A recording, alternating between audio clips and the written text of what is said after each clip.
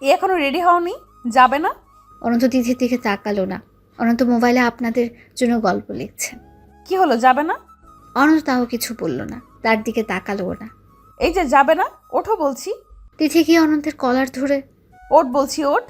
অনন্ত তাও উঠে না, তিথির দিকে তাকালোও না। উঠবেন না? অনন্ত তাও কিছু বলল না। আচ্ছা সরি। তিথি কান্না করতে করতে চলে গেল। তিথি যাওয়ার পর না, বেশি বেশি হয়ে গেল মনে হয়। ঘুরতেই তো যাইতে চাইছে, এমন ব্যবহারটা করা ঠিক হয়নি। কি করি, যাব নাকি যাব না? আবার ম্যাডাম কিছু উল্টাপাল্টা করে ফেলবে না তো? যে মানুষ, যেতেই হবে। অনন্ত এটা ভেবে রেডি হয়ে তিথির রুমে গেল। সেখানে গিয়ে দেখে দরজা খোলাই আছে। দরজা থেকে দাঁড়িয়ে অনন্ত বলল, ম্যাডাম আসতে পারি? তিথি শোয়া ছিল। অনন্তের ডাকে লাফ দিয়ে উঠে পড়ল। হ্যাঁ আসো। চলেন। কোথায়? ঘুরতে। না, যাব না। সত্যি? হুম। ওকে, তাহলে আমি আরিফার সাথে যাই। আরিফা তাদের সাথে আসা একজন কলিগ। আরিফার সাথে যাবে মানে? মানে ও বলছিল যে ঘুরতে যাবেন কি না, গেলে বললেন। এখন আপনি তো যাবেন না, তাই তাকেই বলি। এই না না, আমি যাব না, আপনি রেস্ট নেন। না। আমি যাব। রেডি হয়ে নিন, আমি বাইরে দাঁড়িয়ে আছি। দুজনেই ঘুরতে বের হয়েছে। এখানে কোনো জায়গায় কারো চেনা না। আচ্ছা, যাবোটা কই? আচ্ছা হাঁটতে থাকি, কোনো একটা ভালো জায়গায় নিশ্চয়ই পেয়ে যাব। হাঁটেন। তিথি আগে হাঁটছে আর পেছনে হাঁটছে অনন্ত। হাঁটতে হাঁটতে তারা একটা ফাঁকা জায়গা খুঁজে পেল। অনেক দূর পর্যন্ত দেখা যাচ্ছে। হয়তো সামনে একটা বড় নদী আছে, কিন্তু এখান থেকে দেখা যাচ্ছে না। আচ্ছা এখানেই বসি। এখানে? হুম। এটা কোনো জায়গা হলো? কি আর করবে, কিছুই তো চিনি না। একই অবস্থা। এটা বলে অনন্ত বসে পড়ল। দুজনে চুপচাপ। তিথি কিছুক্ষণ পরপর আর চোখে অনন্তের দিকে তাকাচ্ছে। অনন্ত বুঝতে পারে, তবে কিছুই বলে না। হঠাৎ অনন্ত প্রশ্ন করলো, আচ্ছা, আপনি পাগলামো করেন কেন? আমি কি করলাম আবার? এই যে আমার সাথে যে ব্যবহার করেন, আবার আমাকে নাকি ভালোবাসেন, এটা কি ঠিক? ভুলের কি আছে, সব ঠিক। ও, একটা কথা বলি। বলো। আচ্ছা, আমরা ফ্রেন্ড হয়ে থাকি? না। আমি তো বিবাহিত। তোমার বিয়ে আগে থেকেই। আমি তোমাকে ভালোবাসি। দোষটা তো আমার না, তোমার। তুমি আমাকে না জানিয়ে বিয়ে করেছো। তাই বলে এখনো? হ্যাঁ এখনো, আর সারা জীবন। এটা যদিও জানতে পারে। আপনি না বললে তো জানতে পারবে না। আপনার বোনকে আমি অনেক ভালোবাসি। জানি আমি, কিন্তু আমি যে আপনাকে অনেক ভালোবাসি। ওকে ওকে ওকে, অনেক হয়েছে, বাদ দেন এসব। ওকে দিলাম। আচ্ছা, এখন উঠি। না, সবে মাত্র বসলাম, এখনই উঠবে কেন? আরেকটু হাঁটি, নতুন জায়গা তো ভালোই লাগছে। ওকে, হাতটা ধরেন। না, আপনি একাই ওঠেন। হাত ধরলেই তো আর বউ হয়ে যাব না আমি। তা ঠিক। তো হাতটা ধরেন। অনন্তের হাতটা ধরে তিথিকে ওঠালো। হাঁটতে হাঁটতে একটু দূরে যেতেই অনন্যার ফোন। অনন্ত তো খুব খুশি যে অনন্যা ফোন করেছে। ফোন ধরার সাথে সাথে ওপাশ থেকে বলল, সরি। না, কোনো সরি টরি চেয়ে কাজ হবে না। আমি তোমায় মাফ করতে পারবো না, তুমি আমাকে ফোন দাওনি। তার জন্য সরি বলিনি আমি। তাহলে? আমি চলে যাচ্ছি। কথাটা শুনে অনন্তের কেমন যেন লাগলো। কই যাচ্ছ? তোমাকে পুরো ঘটনাটা বলি। আমার সত্যিই একটা সম্পর্ক ছিল। ছেলেটা বিদেশে থাকে। তো সে আমাকে বলে তাকে কিছুদিন সময় দিতে হবে, তারপর আমাকে বিদেশে নিয়ে যাবে। এদিকে বাবা মা বিয়ের জন্য অনেক চাপ দেয়। আর তোমাকে সেই দিন দেখে আমার মাথায় একটা প্ল্যান আসে। আর এতদিন যা ছিল সব অভিনয়। আমি এখন এয়ারপোর্টে আছি, একটু পরে ফ্লাইট। আমি ওকে এত ভালোবাসি যে আমি সবাইকে ছাড়তে বাধ্য। যাই হোক, মাফ করে দিও। আর কখনো কথা হবে না। তুমি কিছু বলবে? অনন্ত দাঁড়িয়ে যায়, কি বলবে বুঝতে পারছে না। কি হলো, কিছু বলবে? সময় নেই আমার। যেখানেই থাকো, ভালো থেকো। অনন্ত কল কেটে দেয় আর ফোনটা রাস্তার পাশে ফেলে দেয়। ফোন ফেলে দেওয়া দেখে তিথি তো সেই লেভেলের অবাক হয়। এই এই কি হয়েছে তোমার? অনন্ত কিছু না বলে রাস্তার উপরে বসে পড়ল। এই খারাপ লাগছে তোমার? অনন্ত পাথরের মতো হয়ে গেছে। কি হয়েছে বলো না কেন? ও নেই। ও নেই মানে? কে নেই? ও নেই, আমাকে রেখে চলে গেছে। কে? অনন্যা। কি? ও তোমাকে রেখে কই যাবে? কি আবল তাবল বলছো? ও একটা ছেলেকে ভালোবাসে। অনন্যার পুরো ঘটনা তিথিকে বলল।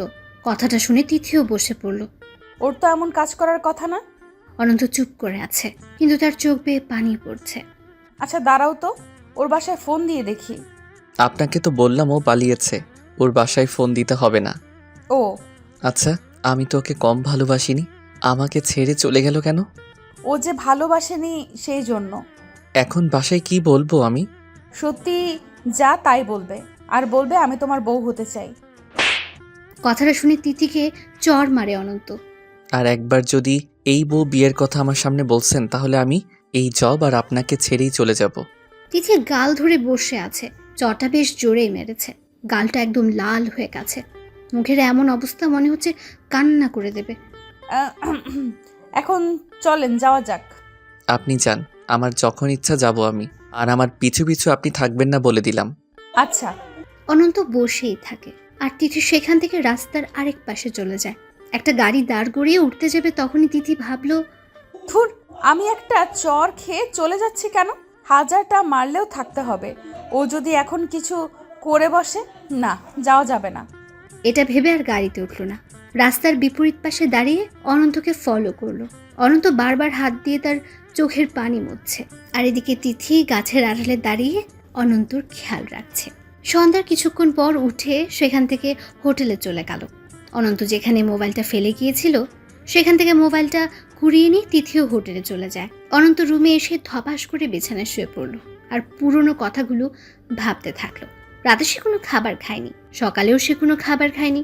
খাবার কম অর্ডার করায় কেয়ারটেকার অনন্তদের বস মানে তিথির কাছে যায়। ম্যাডাম, হ্যাঁ বলো। আপনাদের একজন রাতে আর সকালে কিছুই খাচ্ছে না। উনি বলেছেন দুপুরে যাতে খাবার নিয়ে না যায়। উনি কি বাড়ি থেকে কিছু খেয়ে আসেন? কত নাম্বার রুম?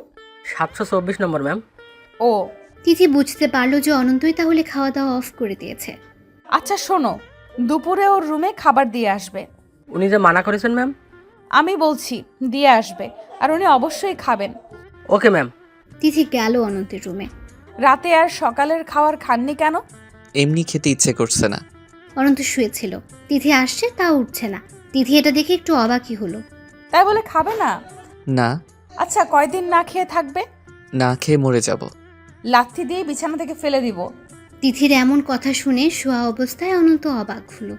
ওই, তুই যদি না খেয়ে মরে যাস, দোষ তো আমার। আমার দায়িত্বে তোদের সবাইকে নিয়ে আসছি, তাই না? ভালোভাবে বললাম খেয়ে নিস। হুম। আর হ্যাঁ, বউ চলে গেছে তো কি হয়েছে? বউয়ের অভাব পড়ছে? আমার কথা বলছি না কিন্তু। শোন, ওর থেকে ভালো মেয়ে তোকে বিয়ে করাবো। লাগবে না, আমি আর বিয়ে করব না। চুপ! মিথ্যা ভালোবাসার মধ্যে এতদিন ছিলি, আল্লাহ যা করছে ভালো করছেন। হুম। এখন ওঠো, অফিসে যেতে হবে। আচ্ছা জান, আসছি আমি। আচ্ছা তুমি মাথার নিচের দিকে ওভাবে দিয়ে আছো কেন? কি হয়েছে? কই কিছু না তো। দেখি তাকাও এদিকে। না, কিছু হয়নি। তিথি বিছানায় গিয়ে অনন্তের মাথাটা উপরের দিকে তুলল।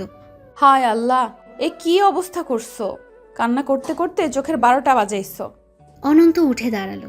এ কি, বালিশ তো একদম ভেজা। এগুলো কি চোখের পানি নাকি হিসু করছো? কথাটা শুনে অনন্ত মুচকি হাসলো। রেডি হয়ে নাও, সময় বেশি নেই। অনন্ত বুঝতে পারলো তার মন ভালো করার জন্য তিথি অনেক চেষ্টা করছে। মেয়েটা সত্যিই পাগল।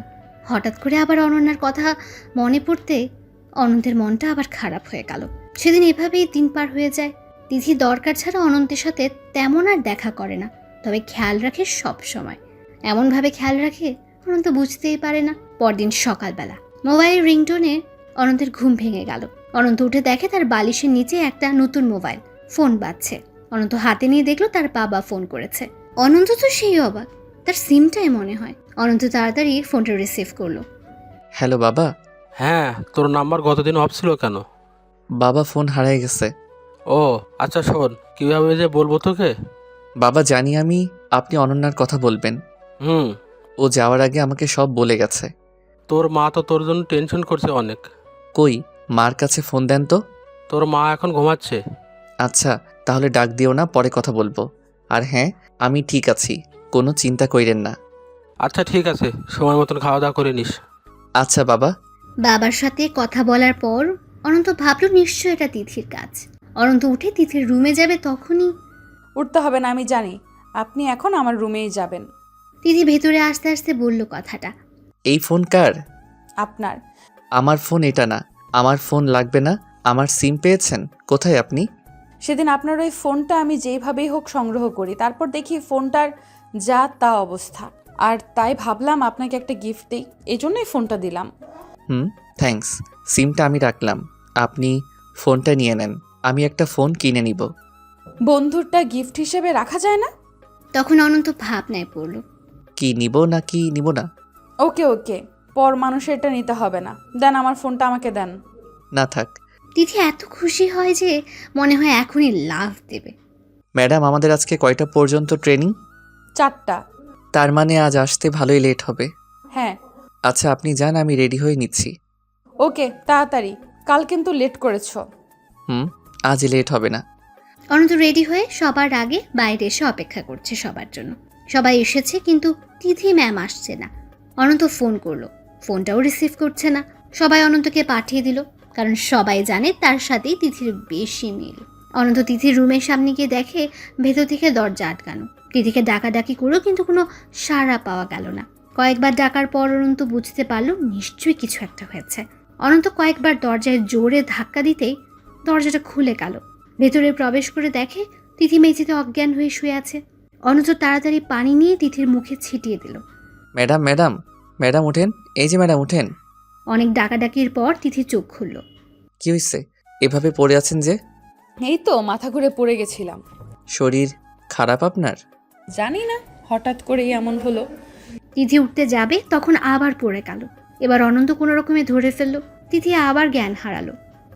এরপর কি হয়েছে জানতে চাইলে সাবস্ক্রাইব করে পাশে রাখা বেল আইকনটি বাজিয়ে রাখুন পরবর্তী পার্ট মিস না করতে চাইলে। ধন্যবাদ সবাইকে আমাদের পাশে থাকার জন্য।